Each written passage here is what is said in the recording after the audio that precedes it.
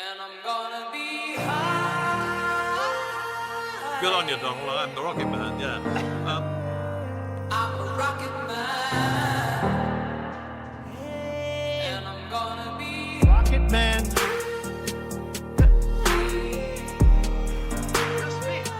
I'm a rocket man.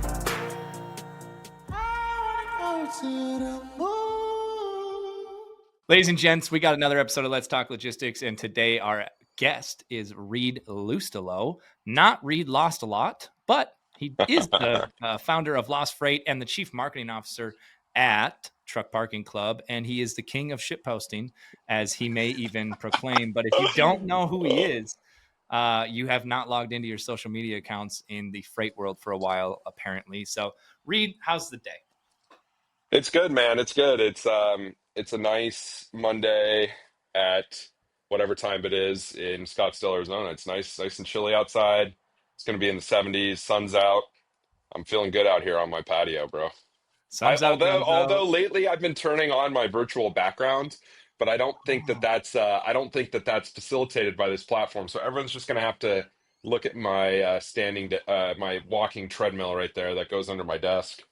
Hey, Uh, I mean, you're a bro of the culture if you've got a standing treadmill desk. I So guess so. I guess so. Yeah. that's what they say. Do you have any kids? That's just a Two. good. Oh, Yeah, I this was is like, a I good. feel like there's a little walker toy there too. This is a bubble blowing lawnmower. Nice. Yeah. So my daughter likes it a lot. It's authentic. I like to see it. Reed, you said whatever time it is in Scottsdale. We're recording this the day after daylight savings. When people are listening to this, it'll be a week after. But are you in Pacific time now because you're in Scottsdale and they just don't do the whole daylight? Yeah. For whatever reason, Arizona opted out, and yeah. So in the winter we're like Mountain Time, and then in the summer we're Pacific Time. So it's So it's still morning for you there. It's afternoon I for me. I All guess right. so. What time is it? 11? Is Yeah, it something like 11? that. Yeah. 11:10. Yeah. So it's good though because in the winter we have an hour extra of daylight at the end of the day, and so it makes golf a little more accessible Yeah, for sure. for those who tend to come down here then. I'm hearing rumblings that this is the last time we're changing the clocks. Congress is going to figure it out. So, but Is that yeah, maybe so. Maybe yeah, that'd be I feel like that'd be fine. Like I don't think any. You know what? I did hear Trump say something along the lines of like half the country seems to like it and half doesn't like it, and so he's mhm. like not super concerned about it because he's just going to piss somebody off either way. Yeah, Um, I can see him tweeting though, like everybody, let's just freeze it. No more savings. The daylight is fine. So yeah, probably. We'll wait for that. yeah. All right, man. Well, hey, tell me about what you guys do at Truck Parking Club. I actually don't know much about Truck Parking Club except for off of X, and like there's spots for people to park. And you're the chief marketing officer there. We can talk about your journey to get there, but give me your pitch. Yeah, Make sure. Evan proud. Yeah, I don't have to perform here to make him proud. He's always proud of me. No, and I'm proud of him. He's a killer. Anyway, yeah. So Truck Parking Club, we're I guess this is a technical, a more like, how would you describe your audience? And that'll help me for the rest of the show. Yeah, I'd say my audience at Let's Talk Logistics is mostly like 3PLs, brokers, and maybe some shippers. Actually, shippers are very quiet, but they do watch it. Okay. All right. Well, hopefully you're getting some business from them then. Yeah, well, we have some good inbounds from it. Yeah, All right. If you're listening, give Gabe all your freight. yeah, Anyway, easy enough. Thanks for joining the anyway, show today, everybody. And yeah. All right, yeah. So Truck Parking Club. So we're a two-sided marketplace. So essentially, we help truckers and fleets find parking at 1,570 something locations right now, and all those locations are like third-party businesses with space for parking. So if you're a trucking company and you have a yard, and you have extra space. You know, you've got 5 extra truck spaces in your yard, you can list them on our site, and then the drivers and fleets who use our app and website can pay you to park at your property. And we do hourly, daily, weekly, and monthly options. And so the properties can decide, okay, I want to do daily and monthly, whatever.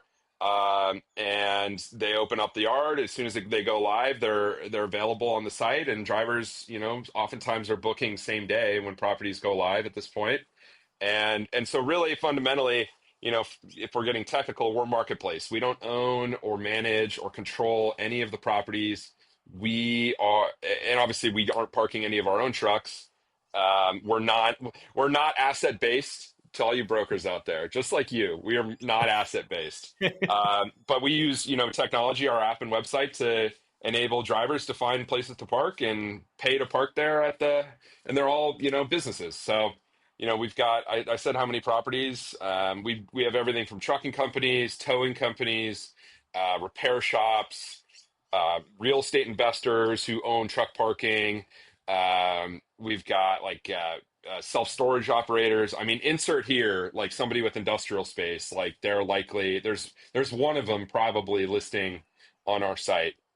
We add 7 to 10-ish properties a day. Although I think a day last week we added 30. Jeez. So it kind of is all over the place, but steadily growing. Um, so that's kind of what the business does. I joined first kind of on the side, just talking to Evan and helping with some social stuff. I can't remember when, like a year and a half ago, maybe. After I met Evan at the Freightwave show in Cleveland in 2023, and we kind of just became friends. Um, and then I joined full time in April of 2024. We're Um, coming up on 1 year. yeah, yeah, man, that anniversary, baby. Hopefully they give me some pizza, throw me a Yeah, pizza maybe like party a or gift something. card for the pizza. Yeah, exactly. That'd be fine. But yeah, no, it's been a good journey. The team is full of killers, and we've brought on. I mean, we had. I think when I started like work on the side, we had like 100 low hundreds property, like 110, 120, something like that, Now locations. 1,572 and growing. Yeah, Jeez. yeah, right. Yeah. So and then I think when I joined full time in April, we had about 3 to 400, and then whatever we have now. So we're one of the things that's hard to grasp about and any software, any fast growing like software based business will have some concept of this. But I mean, the rate things change is like insane. I mean, it's exponential growth is it's hard to grasp intuitively, you know what I mean? And when you're Yeah. part of it, whether it's this or any other number of activities that people are involved in, I mean it's crazy. I mean, you learn a lot, you do a lot very fast, and it's fun. So yeah, I'm happy to be here doing this. Evan's a great can I curse on here? I'll try Yeah, not to. you can. Okay. Well, I'm trying not to curse anyway, so I'm gonna bite my tongue. But Evan's a savage. He's a very, very capable founder and CEO, and it's great. It's been a pleasure to work with him so far, and yeah, I'm excited for the future. Yeah, I'm going to break down a couple of things you said. Exponential growth. One thing that I've learned is that you don't realize that you're in it until it's a little bit too late to realize you're in it. So Yeah, you just start breaking stuff because you might have gone from 100 to 200 sites, right? And maybe you weren't there for that, and Evan was, and that felt like exponential growth. But 300 to 1,600 and adding yeah, 20 in a day, you don't. It's like slowly and then all at once, yeah, and everything breaks and you rebuild it, and it sounds like a lot of, I would say, a lot of fun, but a lot of pain too that you got to go through. I did want yeah. to pull a thread. Go What's ahead. going on? What's in the water? What is Evan promising you guys? Like immortality? Because he just built the Avengers, it seems.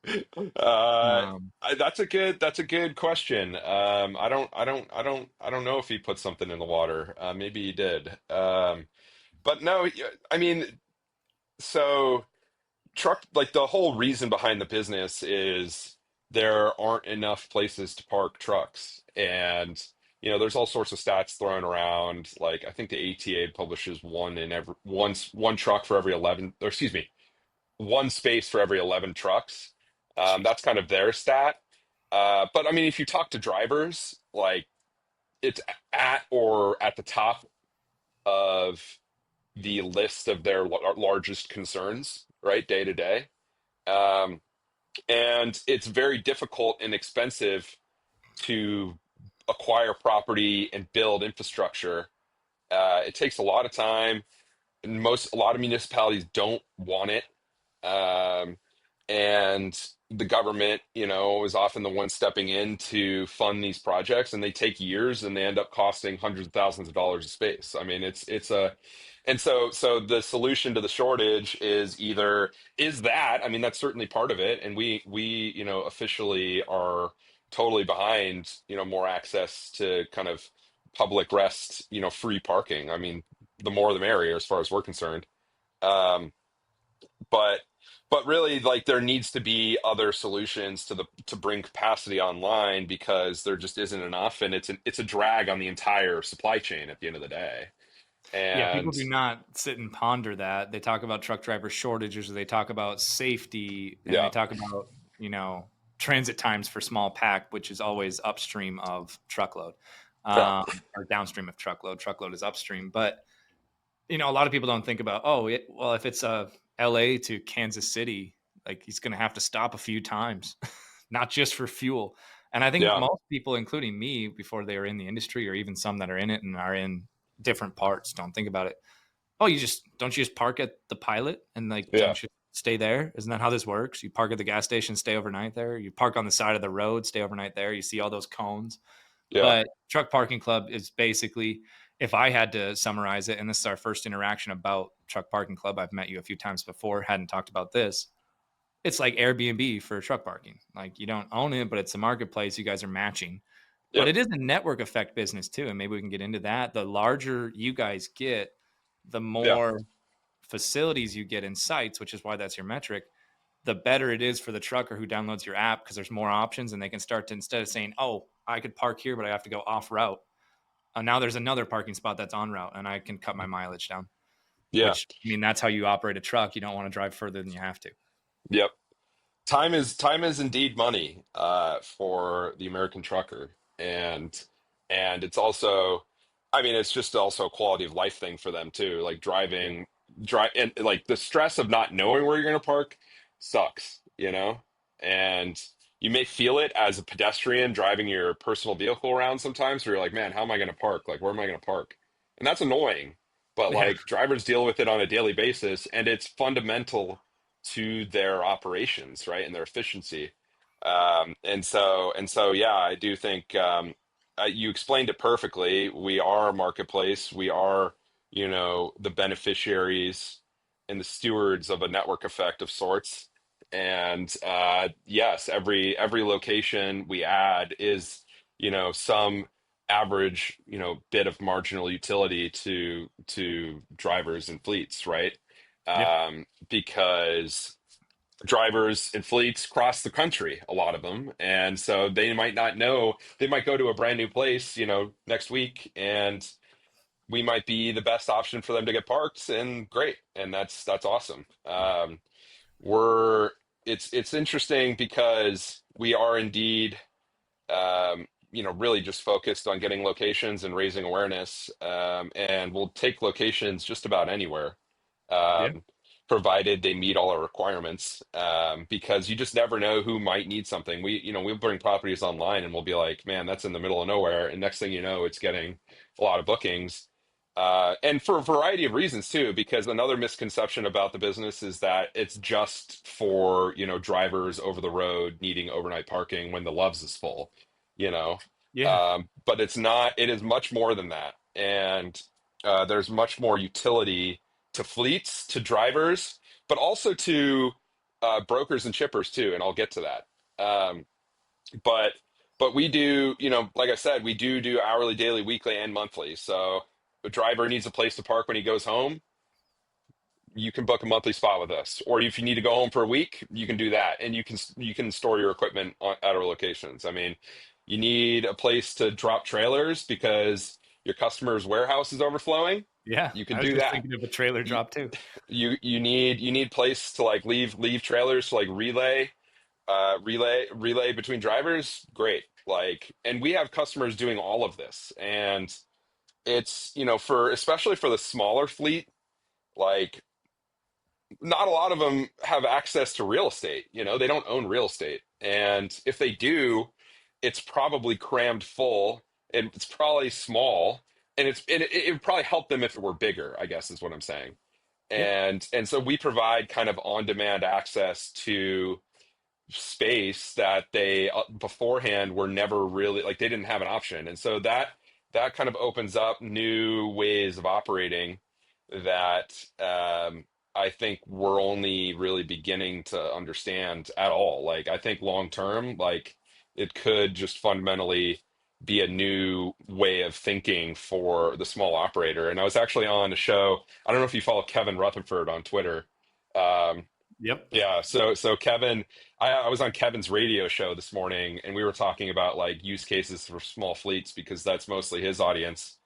And he was telling me about he had a guy who was an owner op in his little cohort, little I shouldn't say little, it's large, but um, he was wanting to buy another truck and get hire a driver, yada yada. He bought a truck, was having trouble filling the seat because the truck was parked like 60 miles out of town, and so it was a total pain for To go anyone he get it. hired to just commute to work essentially. And so he actually ended up booking a space with us, like a monthly spot, and he stores it there, and it's like a mile or two or three or four typically from the driver, and it's just like that little small thing is like a game changer for him. And I mean that's just one example of all the stuff. So yeah, man, I mean it's there's a lot of utility and there's a lot of people who are hungry to find, you know, solutions to their problems. And so all we need to do is is obviously build a product that facilitates it, fill the demand with quality supply that fits their needs, and then just get them to talk about us and spin the Yeah. flywheel. So You have a good that's word a of mouth business, honestly. And that's that's a I good, mean that's what it is. That's what it is. yeah, it's a good segue into my next question, which is going to be backing up a bit. So I wanted to talk about this on the show. A lot of times I ask people how they built out their business and how they, hire and fire and what their tech stack is. And I think a better question and more unique for you, and I've never had a guest on that has this type of a pathway to success is that, and I do need to clear something up for people that are listening. They might have heard me say you were the king of shit posting, and they might think that I think your posts are shit. Um, and I don't Yeah. think that that's a coined term. I think by Reed. I No, hadn't heard I it did before not coin that him term. in Freight, That in Freight. But yeah, yeah. break down, you can take this however you want and take an angle on it. But my outsider view is that you went from, you were working at a brokerage, or I think it was Trimble. Hmm. You start Lost Freight. You're selling hats to say, please advise. I don't know why you're doing it. I'm looking on the outside going, I don't understand. What are we advising? I'm not from the truckload world, and I started to understand it. But you, by no decision of mine, ended up in my life anyways, because you were all over my social media, my LinkedIn, and my X. Yeah, And in yeah. Freight, that's a community that like the most successful people have built brands in there. And Hmm. I saw that, and I said, hey, I'm going to do that too in 2020, and that's really paid dividends for Rocket and the brand I'm building. But you ended up as chief marketing officer at Truck Parking Club, which is like the Airbnb for truck parking, which is a really cool thing. And I brought up the Avengers that Evan is adding too, because like the company you keep and the type of company you work at. 4 years ago, if you went from Trimble, or 3 years ago, if you just applied to work at a company like that, you might have just been one in the stack. But somehow Yeah, you ended up as the guy he just offers it to. And yeah, I think it's because you built a brand. But you yeah, can take it however you want. What are your thoughts yeah. on that statement? No, I would agree. I do a couple clarifications. What was the first one? Oh, you said successful. Hey, man, don't give me too much credit just yet. I still got a lot of work to do. Okay.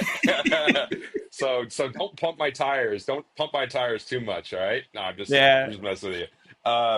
But yeah, no, I did. I was a carrier rep at Echo for 5 years, from 2016 to 2021, and then I left and I was at Trimble briefly for about a year and a month, and then I got laid off. and that would have been in like March of 22. And I just kind of was made the decision that I was very much not a rung by rung kind of corporate ladder climber. I was not Yeah. very good at playing that game. Nothing against that game, to be clear. I just wasn't very good at it. I mean, I had success in my role as a brokerage, as a carrier rep, just because you can kind of write your own destiny in those sorts of roles in the right settings. And so I was decent at it. But the grass is always greener when you're in that kind of position. And anyone who's been in that grind understands what I mean. It's like it's a grind a lot of the times, and that's why a lot of people churn out. And just like I did, because I was like, oh man, I got to get out of here. But I really didn't. A shout out Echo, great people there. I still keep in touch with them. But anyway, yeah, so I just when I got fired, I was like, you know what, screw it. Like, why would I get a job again if I know that it's just like not the right move for me to do kind of the stuff I want to do. And to be clear, I didn't have any idea what I wanted to do at all, at all. Yeah. And I've only begun to recently be able to even answer that question. I don't even know if I could give you an answer long term, but anyway, I started a little online tool called Lost Freight. That was over the summer because I've been teaching myself how to code, and this is pre AI, bro, pre AI. Okay. I I I was going went to through the ask if you brain. code, and I was like, how do you build a Yeah, tool without coding? But you were not yeah. a programmer. You taught N- n- yourself. no, I have a philosophy degree. And then I moved freight for 5 years, and then worked at Trimble. But I started to teach myself how to code just for fun because I wanted to make like my own websites. And so like the first website I ever made is called readislost.com. It's still up. It's just like a list of links basically with really insane styling, very non-traditional. Um, but anyway, I had been teaching myself how to code, and I was like, I'm going to build this product, and I literally racked my brain trying to figure out how to ship this first little thing I built for somebody, and that's vague, but I have to keep it vague. Yeah. Uh, um, anyway, I had no business doing that at all. I had no idea what I was doing, but I figured it out, and then I hooked up with a buddy of mine I'd met on Twitter to kind of pivot the product and turn it into this little marketing tool for carriers, and that was kind of drawing on my experience as a carrier rep. So I basically built the product that I would have wanted carriers I worked with to use. Yeah. and That and which makes is sense. not a bad way to build a product, but it's also like, yo, like maybe not everyone is like you know what I mean? And maybe you're kind of weird, and maybe you don't know, how the job should be done. And so I needed to market the product, obviously. I knew that much, but I had no idea how to do it. I had always kind of had a disdain for marketing for no reason, for no real reason. I just thought it was like all I just thought it was all advertising, and I thought advertising equals bad. And my Mhm. dad always was like, "You're an idiot. Like, you need to learn how to do this stuff. Like, you got to figure it out because you're wrong." And I was like, I was just, a stubborn, asshole. As I can be. But anyway, I needed to market it, so I started screwing around on Twitter and first Twitter and then later LinkedIn. And screwing around just means, like, to your point, ship posting, which is an activity that started mostly on Twitter, just people just like posting memes and like being sarcastic often, but like still commenting on like real stuff. And it's just like a way of communicating a message. That's all it is. And so I just tried to I didn't. It wasn't even overtly. It's just kind of came. It's just what came naturally to me, and so I just started screwing around and got some customers, and I started a Discord. Um, for those who don't know what Discord is, it's just like a big chat room, basically. And I invited people to it. At first, I thought it was going to be like a customer feedback channel, but then I kind of just turned it into like, I'm just going to invite everyone I meet on Twitter and LinkedIn to it. And so I started growing that, and I started doing events. And then I liked, and I'm just brain dumping here, so Yeah. you can tell me where you want to go No, this after I is do fun. it. This is But fun. uh, I ChatGPT had just come out in like this is in 23. So we launched the product, Last Freight the product, I think like January of 23, like January 1. And I was like, oh man, like, I'm gonna write this whole tweet thread about it. It's gonna be dope. And literally like nobody read it as of course they wouldn't, because why would they? Um, and that was funny. And so I really had no idea what I was doing. I knew I could, with the right kind of content and the right, product, quote unquote, to like match the content, I could like just make stuff happen. And just like I liked testing that, how to do that. And so ChatGPT had just come out. This is whatever, you know, that came out I think in like November of 22, I believe. And then Yep. like the API and like 3.0 came out in like right at the new year. And so I asked myself, I was like, what's the most useful implementation of like, LLMs essentially for truck drivers. And I was like, oh, yeah, of course, coming up with excuses for why you're late to deliveries. Um, and so that's literally the first thing I thought. I was like, how about that? And uh, so I made this little site called I called it pleaseadvise.ai because I thought it was, when you're in the truckload world, when a driver's late, you send them a strongly worded email and you say, please advise. yeah. And that's literally it. So I was like, okay, they're generating excuses, like they're often responding to emails that say please advise in them. So I just called it that. And so I kind of, posted about that, and I had a little excuse counter. I think we got like a couple hundred excuses in the first day, and people were like posting about it, whatever, sending me them and like, hey, this is funny. And they were really dumb. I mean, it was like, aliens abducted me or whatever. So, but I did that, and it was fun to kind of test how to distribute, something. And so I just, whatever, that was cool. And then I wrote please advise on a piece of paper and taped it to a hat and wore it to the Mid America Truck Show and met like a bunch of guys like Lombard and Justin Martin and Chris Thomas, Indie Trucker, and Gord, and all these guys who I'd met on Twitter. And we just I just wore this stupid hat around, and people were like, why are you wearing that? Like, that's weird. Like, what are you doing?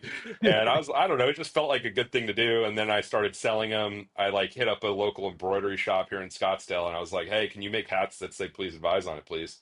And they were like, yeah, sure. And so that's weird, but sounds good. And so I ordered 12, and then I sold all 12 of them like the first day with like a Stripe link or whatever. And then I set up a Shopify store and made some more, and just, I don't know, sold them for a while. And it was just, it was just fun. I didn't So really just to make, pull on that please advise yeah. thread, that's when I started to see you on X, because I had then joined and I was like, well, Reed's the most famous guy on here because of these please advise hats.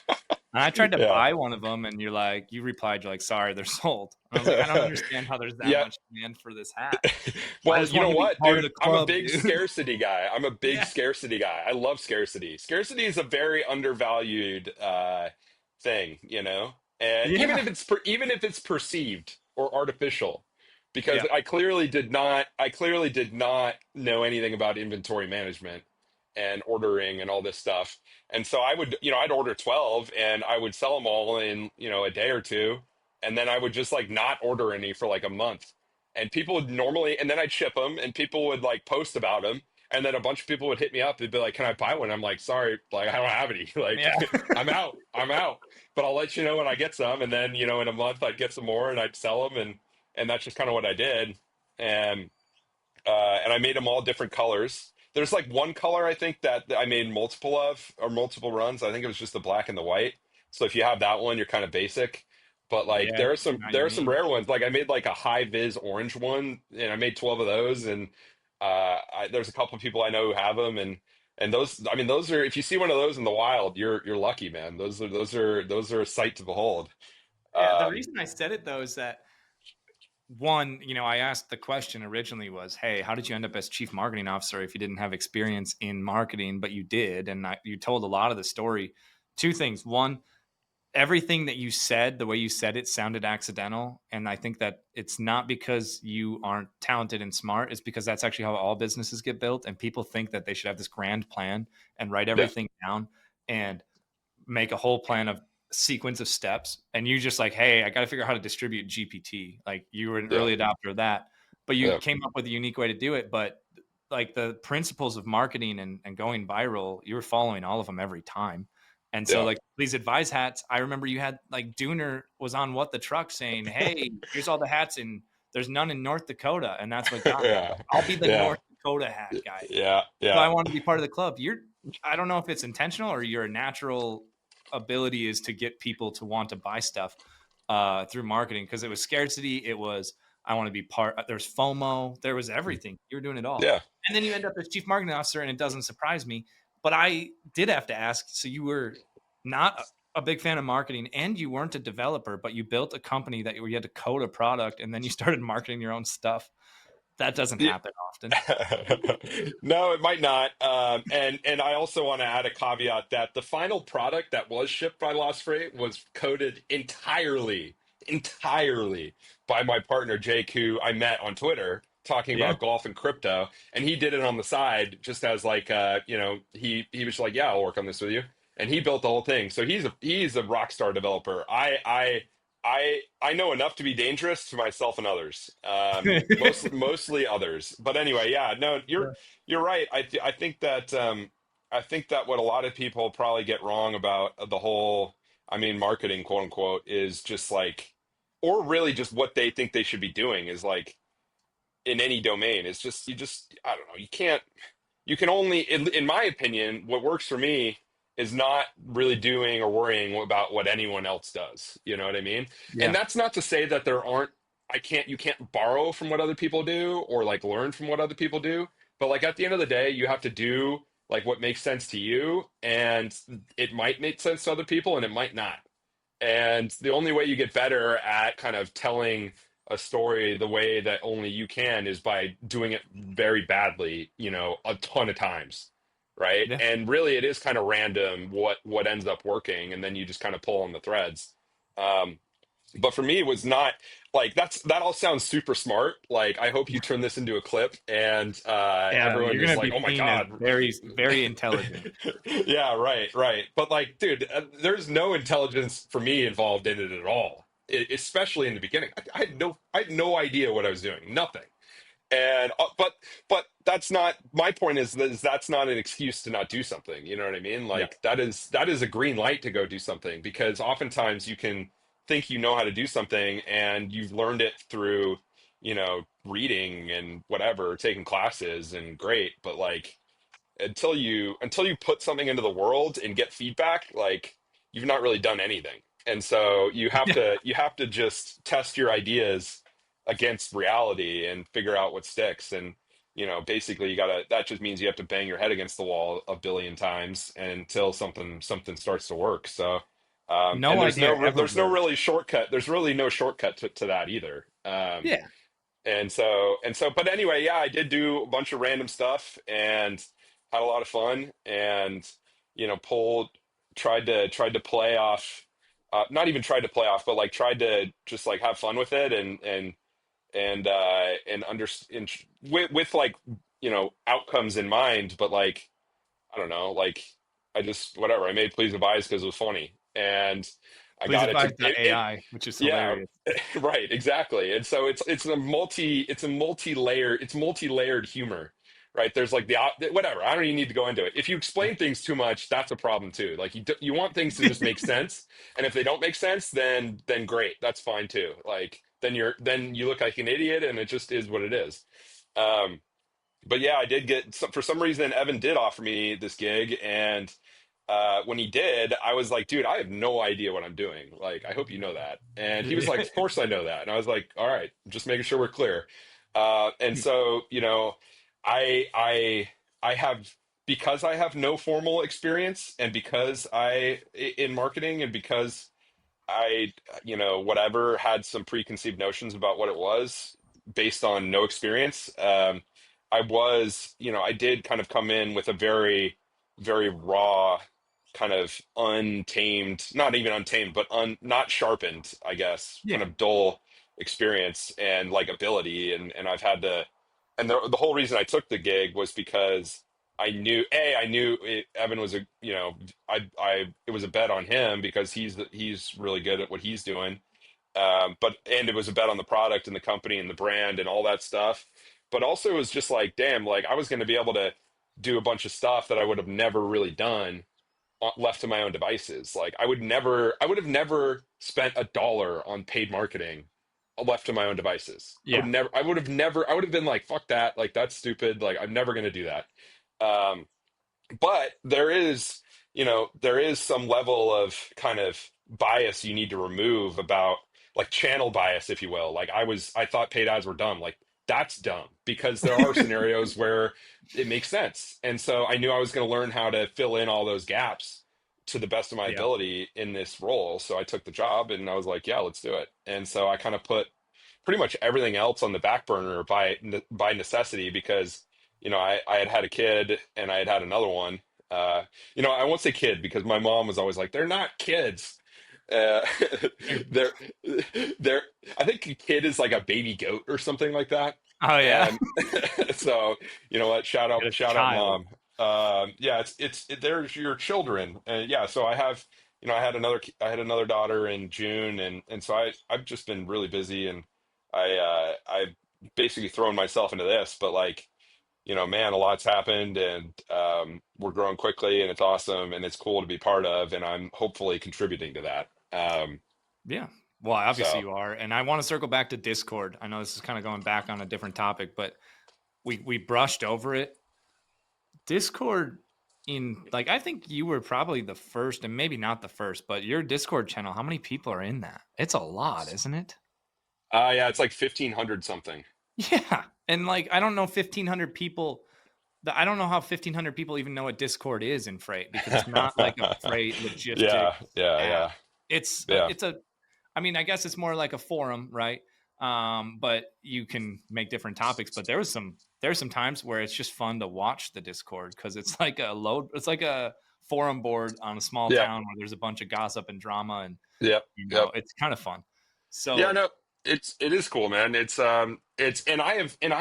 I've said this in the group, so I'm not saying anything new to them, but like I have totally neglected it over the last 6 months. But it is, dude, it's insane. I mean, it's super cool. There was a time, and this still is true. I just I don't have the bandwidth, but like I was for a while thinking like, man, this could be its own business unto itself. It shares the moniker Lost Freight, and so that kind of causes some brand confusion.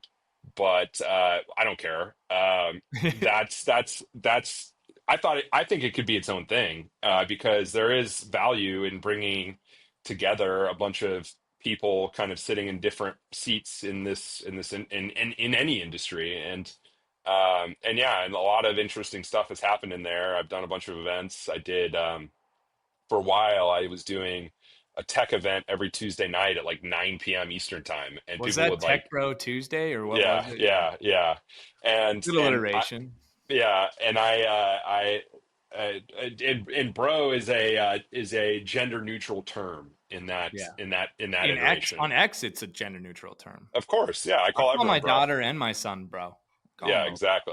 exactly. So yeah, and then that's really cool because um, tech there are a lot of like pretty sharp people in this industry, and I feel like oftentimes you might like assume that freight doesn't get the best you know software engineer or whatever, or the you and maybe they're going to work at Google or Meta or whatever, or in some other SaaS business, but like there are a lot of sharp people and there's a lot of people building cool stuff and so I just use that as like a little platform to like at the very least just get feedback on stuff from other people who are building stuff, and it was cool. And yeah, and so I was doing that every Tuesdays, and then I started doing longer stuff where I probably had 5 or 6 kind of people that I had met on Twitter come in and do like a long form like 3+ That the hour. arena, Yeah, right? the arena, Yeah. dude. And I miss those, man. Like I had a bunch Bring of them good back. ones. You're on Twitter, so I can say, I don't know if you follow like Huntsman, Ross Kennedy. or I don't John think so. Conrad. Yeah, He's Conrad. I yeah, don't know if I I had it. follow them, but they're in my feed at Yeah, least. those guys are awesome. And so I met all those guys on Twitter, and I had them in, and so it was cool. And I had Craig, and I had whatever. I think Andrew Silver came on, and yeah, man, it was good. So the Discord for me was um, it was just a way to meet people and have conversations, and that's I guess all I really maybe that's what I like to do. I don't know. Yeah, I mean, I just thought it was really interesting how you created that, and also it still could be a viable business, and it 100%. could, you should bring back the arena. I have Yeah. never, I only joined one, but Tech Bro Tuesday, all of that stuff. I think that the reason that you had a success with all of it, and why Evan wanted you to work at Truck Parking Club, is that you have an ability to attract attention, and like attention is all that matters. You can't sell from obscurity, and I know you didn't have interest in marketing back in the day. I've always been a sales guy, like founder led sales. I was a sales rep before I started Rocket. I figured I could just sell my way through any market, and I have been able to. But marketing is a layer up from sales, and I've never really gotten good at marketing, and mostly because I've been selling and then running the business too. But that's my next goal, is to figure out the marketing side. And I have the same bias as you. So you just broke my bias about paid ads, and so now like I'm gonna have to go figure out with Grok how I'm gonna do paid ads for Rocket and lead them to it, and landing pages and funnels and Russell Brunson and Alex Hormozzi. But I did want to pivot a little. So you're a chief marketing officer now. You've got all these, I won't call them side gigs, but you have all these social Stuff. media Stuff. connection stuff. You got stuff. What do you like? I'm gonna get a little personal. You said I don't know if you ask me what I'm gonna do or what I do. I don't know yet, but you've got two young kids. Sounds like one that's like not a year old yet. And then like a 3-year old probably. I'm just guessing. But you got young kids, you live in Scottsdale and you're crushing it at Truck Parking Club. Like how old are you? Are you 30? 31. 31. Dude, when's your birthday? Don't tell me. Don't tell me on that podcast, because you don't need to give that out. But I'm 31 as well. So June 29th. okay, I'm November, so you're older than me by 6 months, old man. I Gotcha. got you beat, bro. Yeah, no, I got you. I'm younger, so that means Oh, something. okay. Yeah. You're more It's cooler to be successful than me younger. at a younger age. Yeah, I guess I so. think it just I think it just flips, right? When you turn 30, it's like, oh, I want to be younger than somebody, and Yeah. before I always wanted to be older than somebody. So, Maybe so. there you go. But you should have a third kid. I just got my third, so like, just keep going. Of course, dude. Keep that No, up. no, Have no many reason kids. to stop. Well, what do you like? What's your philosophy? I'm that's a loaded question. There's a pun there. You have a philosophy major. What's your philosophy on career versus building a business versus family life? Like, what does Reed like to think of that? What Um, drives you? I guess it's kind of like the yeah, I mean, prototypical I podcast think, question. I think, I think, obviously everyone will answer this question differently. For me, I definitely want to have as many kids as I possibly can. And my wife, who will probably listen to this, she would echo that statement, I think, hopefully. Yeah, let me know. No, but anyway, yeah, yeah, we'll have some more, and whatever happens with that happens. And with regard to, and obviously that's, fundamental to what you do and how you spend your time. And you want to do, if you're going to spend your time away from them, then you want to be doing something that's like useful and interesting and fun, and hopefully makes you money. And so for me, and everyone will have their own answer to that question as Yeah, well. And I don't think you like have to start a business. I think there's like kind of a cliche that like you need to be like a founder or whatever. It's just like, dude, you know, time and a place and the right people will discover that path if they let themselves. But I mean, I think working at it. I do think if you're going to take like a job, a 9 to 5, quote unquote, like you should definitely just you want to make sure you're still interested by what you're doing, and yeah, that you like it and it's useful. Like I think like useful is an underrated, like if you're providing a good service, like that's cool. And you're getting paid, like great, like you need money. And hopefully the people you work with are chill. But and for some people, great, do that. Like that's awesome. There are a lot of good companies out there. And but for me, I guess I would be. I have no idea what long term for me is, but like I think we're gonna knock Truck Parking Club out of the park. I think people have no idea how big this business will be. I mean, we're going to be massive, Yeah. and we're going to have fun doing it, and hopefully contribute to solving an important problem and providing good service and unlocking utility for our customers. Both the drivers and fleets and brokers and whoever needs to park or store or whatever, and then the properties who have extra space, and hopefully we can make them some money. Yeah. And so, I want to see that to fruition, however long that takes. Um, and then, you know, figure out how to, continue to boost this sounds I don't like the personal brand thing. I just think it doesn't it's the wrong I think it's the wrong way to think about it, but like other people can view that differently. Yeah. I think for me it's like I'm just going to keep doing all the stuff that I always do, and I imagine as time goes on that'll just mean more people are exposed to it, and I'm going to continue to meet and go to conferences and you know network, if you will. Yeah. And long term, I mean, there's nothing more powerful than I think long term, really distribution from a business standpoint is really going to be all that matters. I don't think product. I think product and like data and all this stuff is like kind of a shrinking moat long term. And so I just think that your ability to have like people who listen to what you say, and Yep. that means followers, that means people that means whatever, it means a bunch of different things. If you have that and you have the ability to kind of speak clearly about what you're doing, then and you pair that with you know uh, the ability to develop products quickly without much technical know-how. I just think it's like I think I will be very well positioned long term to be able to do essentially whatever I want to do. There's Um, the clip. That's it. That was the clip. You just gave the blueprint. Half the show, I was like, I feel like you stumbled into this, and that's how most entrepreneurs do. And then you ended up here, but that was the blueprint. So you do have the formula. That's yeah, awesome. maybe I do, maybe I do. But hey, you know what? Everyone's formula is a little different, and so and I'm only just now beginning to feel like it's working, quote unquote, Hmm. for me and for my family and for hopefully everyone I interact with. Like because Yeah. it's definitely a two-way street.